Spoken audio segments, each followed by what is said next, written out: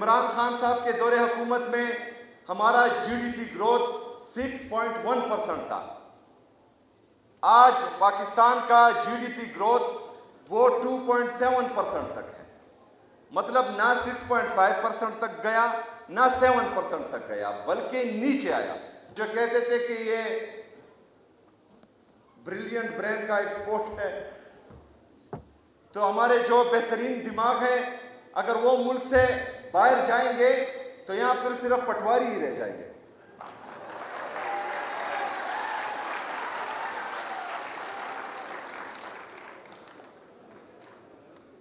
غربت کا یہ عالم ہے کیونکہ یہاں پر لوگوں کی پرچیزنگ پاور ختم ہو رہی ہے. مہنگائی زیادہ ہونے کی وجہ سے لوگ کچھ خرید ہی نہیں پا رہے، تو 45% تک ہماری وہ عوام پس چکی ہے. لیکن ان ساری چیزوں کو نظر انداز کر کے اور ایک حکومت جس پر IMF چارج شیٹ لگا رہی ہے کہ انہوں نے 5,300 ارب روپے کی کرپشن کی ہے، کسی کو کوئی فرق ہی نہیں پڑتا. مطلب ایک گڑی جو جائز طریقے سے لی گئی تھی اس پر کیسز بن رہے ہیں، لیکن ایک گاڑی جو آپ توشاخانہ سے نہیں لے سکتے، آپ کے موجودہ تمام لیڈران نے وہ گاڑیاں لی ہیں. 5,300 ارب روپے کی کرپشن کی ہے لیکن کوئی کچھ نہیں کہتا. یہ جو ہے کرپشن کے خلاف نہیں ہے.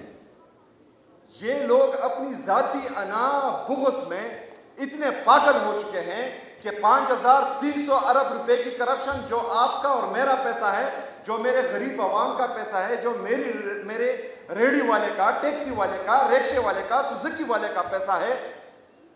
ایک چوکیدار جو ساری رات ڈیوٹی کرتا ہے اور صبح چائے کی پتی خریدنے جاتا ہے، چینی خریدنے جاتا ہے، ماچس کی ڈبی خریدنے جاتا ہے، اس پر بھی اپنی خون پسینے سے وہ ٹیکس دیتا ہے.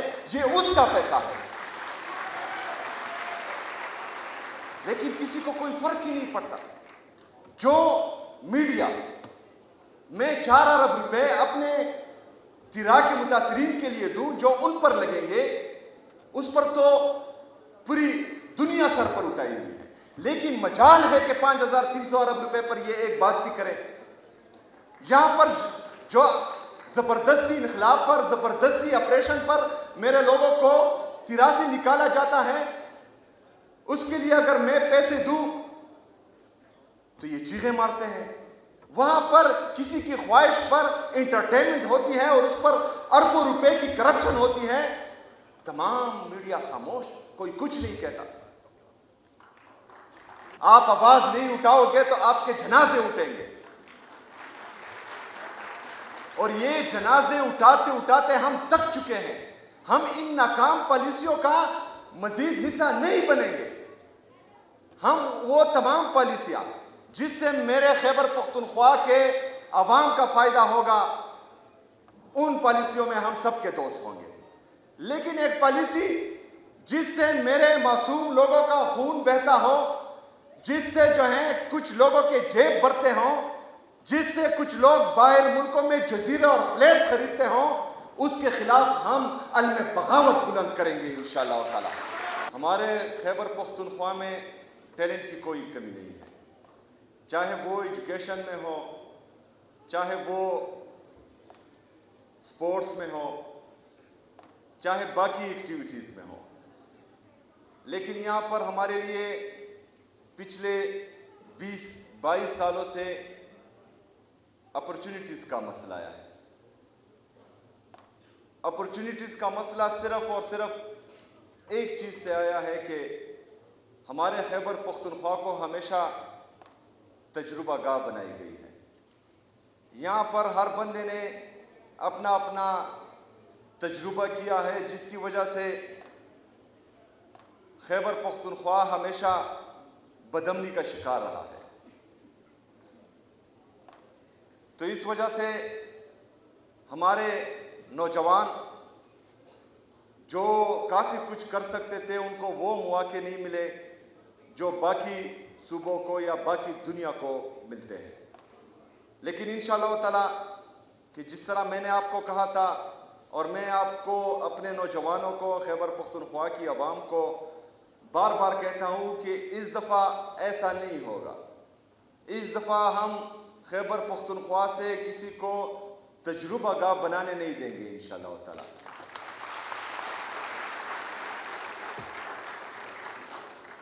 جیسا کہ آپ کو پتہ ہے کہ امن و امان کی صورتحال پر میری ایک میٹنگ شہباز شریف صاحب سے بھی ہو چکی ہے.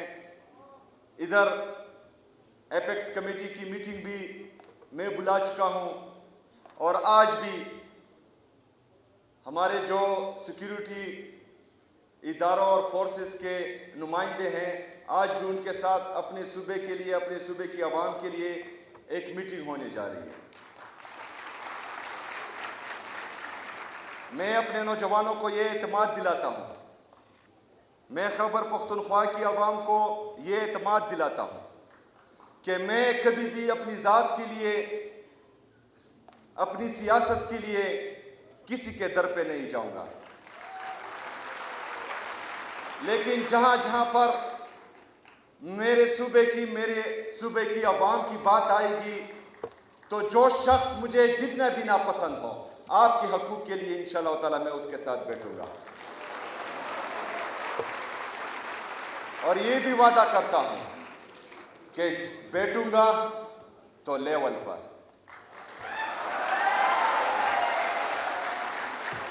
کوئی اگر یہ سوچتا ہے کہ ڈرا دھمکا کر اور دھمکیوں سے جو ہیں اپنے بند کمروں کے فیصلے, یا جو میرا نظریہ ہے, جو نظریہ عمران خان ہے, اس کے بغیر وہ مجھ سے کچھ منوا لیں گے, تو یہ ان کی بھول ہے.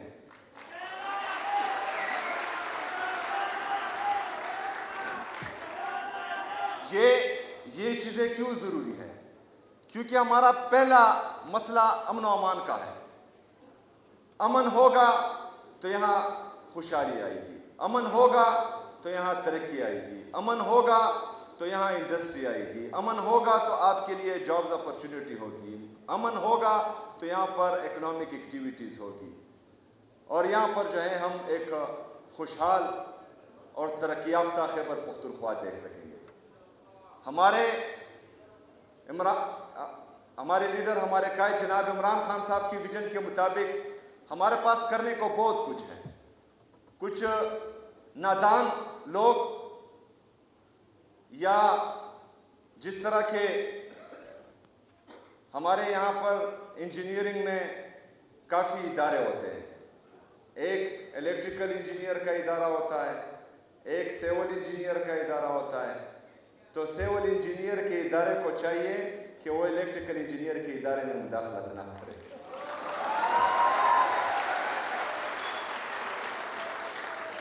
یہاں پر پاکستان میں یہ مسئلہ ہے کہ ایک ادارہ تمام اداروں میں ٹانگیں اڑاتا ہے, اور ایک ادارہ جس کا سیاست میں کام نہیں ہے وہ سیاست بھی کرتا ہے.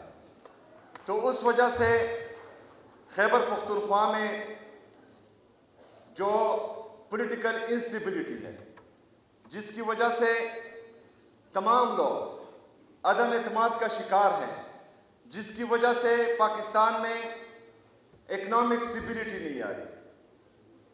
بند کمروں میں فیصلہ ہوا کہ عمران خان صاحب کی جمہوری حکومت کو گرایا جائے. کس چیز کے لیے؟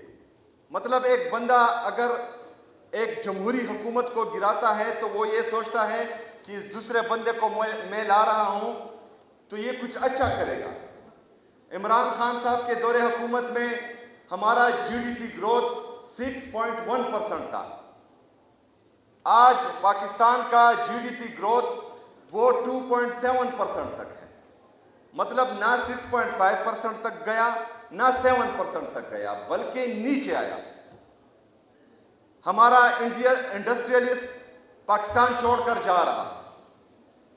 بے روزگاری کی یہ حد ہے کہ اگر آج اعلان ہم کریں, یہاں پر ہمارے گولڈ میڈلز ہیں, یہاں پر ہمارے نوجوان ابھی پی ایچ ڈی اسکالرز ہیں, ایم ایس ایم فل کیا ہے, بیچلرز کی ڈگریاں لی ہیں.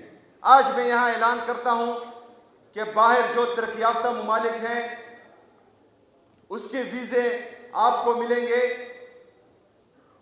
تو جو کہتے تھے کہ یہ بریلینٹ برین کا ایکسپورٹ ہے، تو ہمارے جو بہترین دماغ ہیں اگر وہ ملک سے باہر جائیں گے تو یہاں پھر صرف پٹواری ہی رہ جائیں گے۔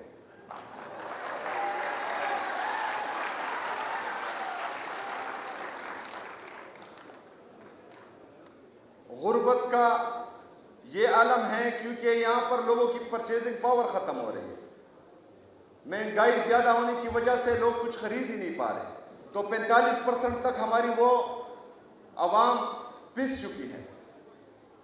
لیکن ان ساری چیزوں کو نظر انداز کر کے اور ایک حکومت جس پر IMF چارج شیٹ لگا رہی ہے کہ انہوں نے 5300 ارب روپے کی کرپشن کی ہے، کسی کو کوئی فرق ہی نہیں پڑتا۔ مطلب ایک گڑی جو جائز طریقے سے لی گئی تھی اس پر کیسز بن رہے ہیں، لیکن ایک گاڑی جو آپ توشاخانہ سے نہیں لے سکتے، آپ کے موجودہ تمام لیڈران نے وہ گاڑیاں لی ہیں، 5300 ارب روپے کی کرپشن کی ہے، لیکن کوئی کچھ نہیں کہتا۔ یہ جو ہے کرپشن کے خلاف نہیں ہے، یہ لوگ اپنی ذاتی انا بغض میں اتنے پاگل ہو چکے ہیں کہ 5300 ارب روپے کی کرپشن جو آپ کا اور میرا پیسہ ہے، جو میرے غریب عوام کا پیسہ ہے، جو میرے ریڑھی والے کا، ٹیکسی والے کا، ریکشے والے کا، سوزوکی والے کا پیسہ ہے، ایک چوکیدار جو ساری رات ڈیوٹی کرتا ہے اور صبح چائے کی پتی خریدنے جاتا ہے، چینی خریدنے جاتا ہے، ماچس کی ڈبی خریدنے جاتا ہے، اس پر بھی اپنی خون پسینے سے وہ ٹیکس دیتا ہے، یہ اس کا پیسہ ہے، لیکن کسی کو کوئی فرق ہی نہیں پڑتا۔ جو میڈیا میں 4 ارب روپے اپنے تیرا کے متاثرین کے لیے دوں جو ان پر لگیں گے، اس پر تو پوری دنیا سر پر اٹھائی ہوئی ہے، لیکن مجال ہے کہ 5300 ارب روپے پر یہ ایک بات بھی کرے۔ یہاں پر جو زبردستی انقلاب پر، زبردستی آپریشن پر میرے لوگوں کو تیرا سے نکالا جاتا ہے، اس کے لیے اگر میں پیسے دوں تو یہ چیخیں مارتے ہیں۔ وہاں پر کسی کی خواہش پر انٹرٹینمنٹ ہوتی ہے اور اس پر اربوں روپے کی کرپشن ہوتی ہے، تمام میڈیا خاموش، کوئی کچھ نہیں کہتا۔ تو میرے خیبر پختونخوا کے نوجوانوں، ہمیشہ یاد رکھنا کہ خیبر پختونخوا کو ہمیشہ اپنے اصلی حق سے محروم رکھا گیا ہے۔ خیبر پختونخوا کے ساتھ ہمیشہ امتیازی سلوک کیا گیا ہے۔ خیبر پختونخوا کے ساتھ ہمیشہ ستیلی ماں جیسا سلوک کیا گیا ہے۔ ایک مائنڈ سیٹ جو پاکستان پر 78 سال سے قابض ہے، وہ نہیں چاہتا کہ پختون ترقی کرے، خیبر پختونخوا کی عوام ترقی کرے، لیکن ہم نے اس مائنڈ سیٹ کو شکست دینی ہے اپنی محنت سے، اپنے موقف پر کھڑے ہونے سے، اپنا حق مانگنے سے، اپنے لیے آواز اٹھانے سے، کیونکہ آواز اٹھانا جنازے اٹھانے سے بہتر ہے۔ آپ آواز نہیں اٹھاؤ گے تو آپ کے جنازے اٹھیں گے، اور یہ جنازے اٹھاتے اٹھاتے ہم تک چکے ہیں۔ ہم ان ناکام پالیسیوں کا مزید حصہ نہیں بنیں گے۔ ہم وہ تمام پالیسیاں جس سے میرے خیبر پختونخوا کے عوام کا فائدہ ہوگا، ان پالیسیوں میں ہم سب کے دوست ہوں گے، لیکن ایک پالیسی جس سے میرے معصوم لوگوں کا خون بہتا ہو، جس سے جو ہے کچھ لوگوں کے جیب بھرتے ہوں، جس سے کچھ لوگ باہر ملکوں میں جزیرے اور فلیٹس خریدتے ہوں، اس کے خلاف ہم علم بغاوت بلند کریں گے انشاءاللہ تعالی۔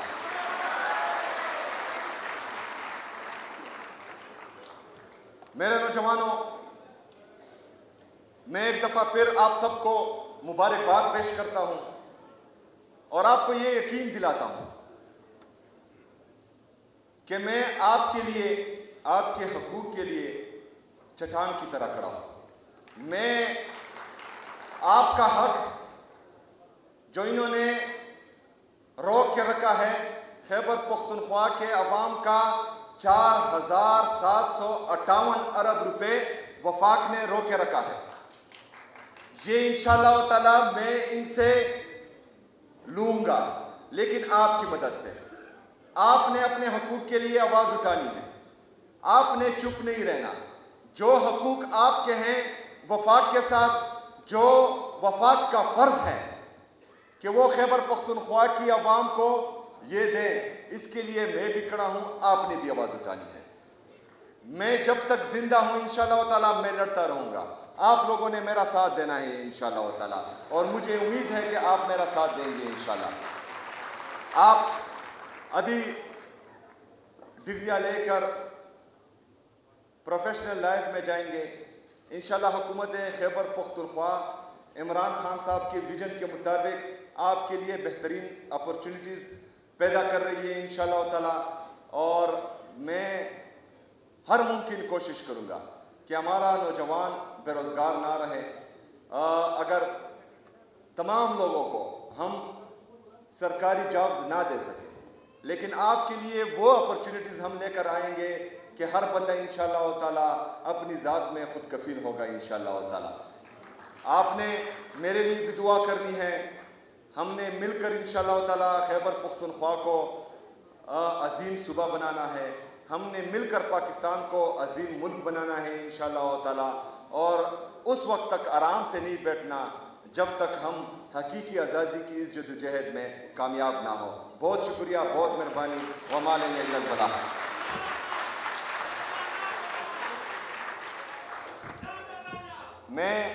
मैं चूँकि मीटिंग है, मैं जा रहा हूँ, तो मैं इस कन्वोकेशन को आगे ले जाने का इख्तियार वाइस चांसलर साहब को देता हूँ। शुक्रिया।